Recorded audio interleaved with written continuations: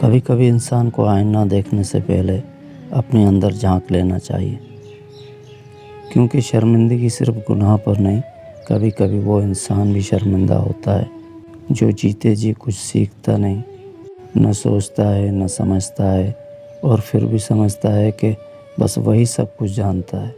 کیا تم نے کبھی سوچا ہے علم نہ ہونے پر شرمندگی ہونی چاہیے؟ یہاں پر علم کہا گیا ہے، تعلیم نہیں۔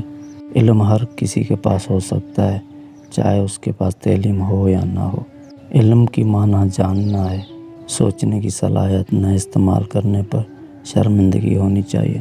صرف دوسروں کو نیچا دکھا کر خود کو اونچا سمجھنے پر شرمندگی ہونی چاہیے۔ انسان کو شرمندہ ہونا چاہیے جب وہ اپنے آب و اجداد کی عظمت کے گیت تو گاتا ہو، لیکن خود اتنا کمزور ہو چکا ہو کہ اپنی حالت بدلنے کا حوصلہ بھی نہ رکھتا ہو۔ فخر ماضی پر تو حال کیوں اتنا پسماندہ ہے؟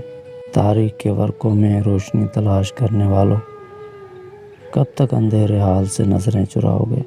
شرمندہ ہونا چاہیے جب معاشرہ بے بسی کا شکار ہو چکا ہو، جہاں سچ بولنے والا اجنبی لگے، جہاں محنت کرنے والے کو بیوقوف سمجھا جائے، جہاں تبدیلی کی بات خواب لگے اور ہم خاموشی سے صرف تماشائی بنے بیٹھے ہوں۔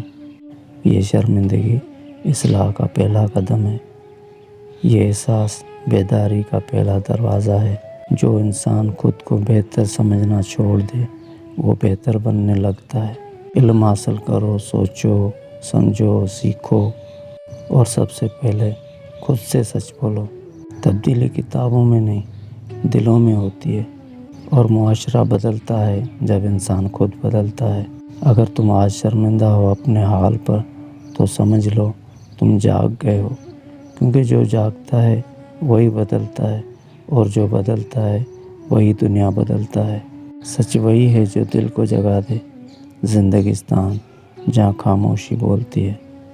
زندگیستان میں آپ کو خوش آمدید۔ آپ زندگیستان کا حصہ بن سکتے ہیں سبسکرائب کر کے۔ شکریہ۔